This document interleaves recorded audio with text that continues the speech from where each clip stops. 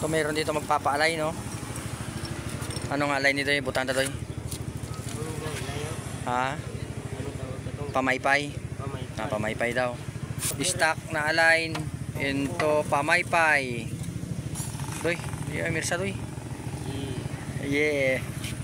Yan, kailangan natin tanggalin tong ano. Ating align yung loob lang. Yan, yung inner side lang ang tatanggalin dito. Para po sa align na ano, pamaypay na design. So ito, tanggalin natin tong loob na part. Dito na guys, tapos natin siyang maluwagan ano. Kailangan natin siya tanggalin, so medyo mahirap kasi kinakalawang na. Ayun o, may kalawang na siya.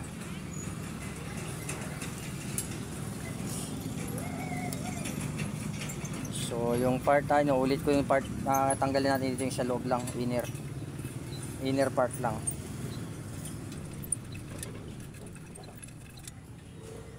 Ay medyo matigas na tanggalin, pukpukin lang ganun. Ah! Matigas.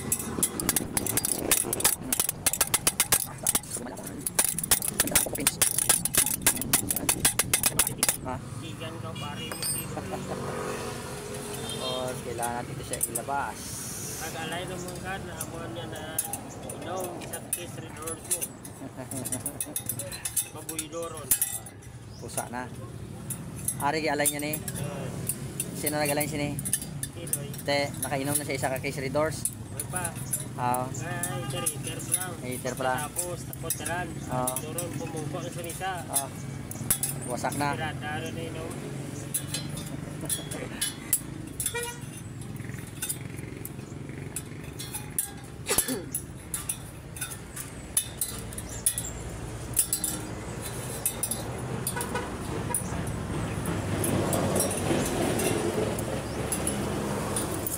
Ayan na. Puno natin siya. So, ang gagawin, kasi ganito yan. Tapos, hindi naman siya sakto sa ano. Hindi naman sakto yung tawag nito. Yung guide ng butas, ano. Pabaliktad kasi yung guide ng butas. Pag ganon. Pag ganito yung guide ng butas. So, ang gagawin dito, yan, makita yung guide ng butas. Pabaliktad talaga siya.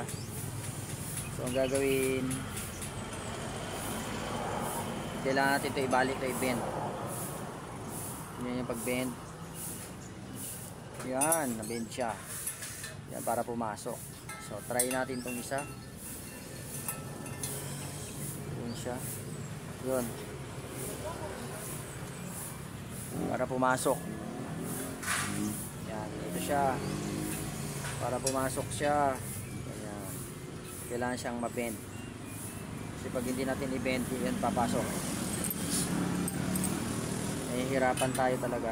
Hindi lang mahihirapan talaga, hindi talaga siya papasok. Hindi na po bubutasan yung rim.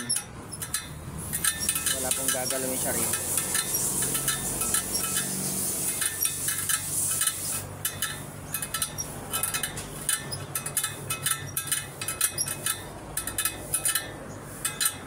So ayan yung sample niya. Ito tuloy natin ano. Bend natin ito isa-isa. So, lahat talaga ito para pumasok. Naka-bend dapat. Ano.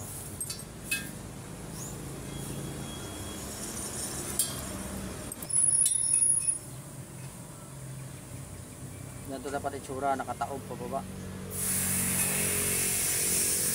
Kasi pag nakataas to, baliktad. Baliktad po, hindi po yan papasok. So, binin nyo pababa. Dapat nakaganto. Binin pababa, ganyan. So, ito na. After natin mabend lahat.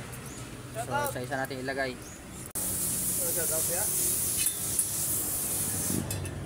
Mamaya na yung shut out. Mamaya na. Shut up muna, shut up. Mamaya na yung shut out, ha. Shut up muna, shut up.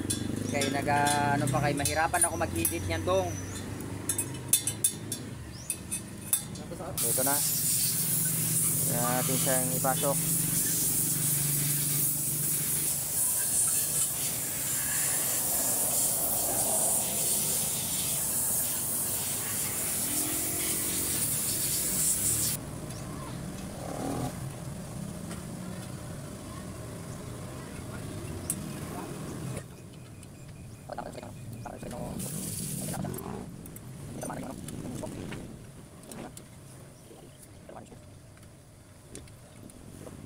So, this is it. Tapos na tayo dito na higpitan, ano? So, hindi man final. Kumbaga, naipasok ko lang yung mga kanya, yung mga thread.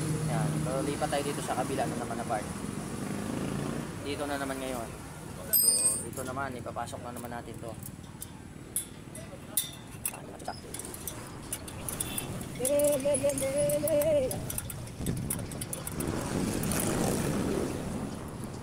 Check.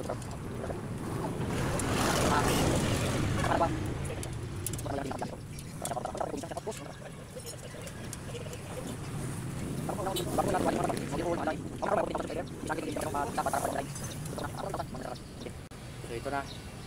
Ito na guys. Nabuna rin natin yung ano, higpitan na lang. So di pa yan final. Medyo gigiwang-giwang pa yan. Ayan. So medyo luma na rin yung rim. Medyo tumatalbog-talbog na rin. So higpitan natin lahat isa-isa. So ito na guys, tuloy tayo ano. Yan. Kita nyo. So higpitan na lang to. Ayan na. Ayan, ito yung kabilaan. Ayan na siya. So kailangan natin ito higpitan. I-align na to. Kaya higpitan natin sa kabilang side. Ayan. Dinig nyo talagang tumutunog.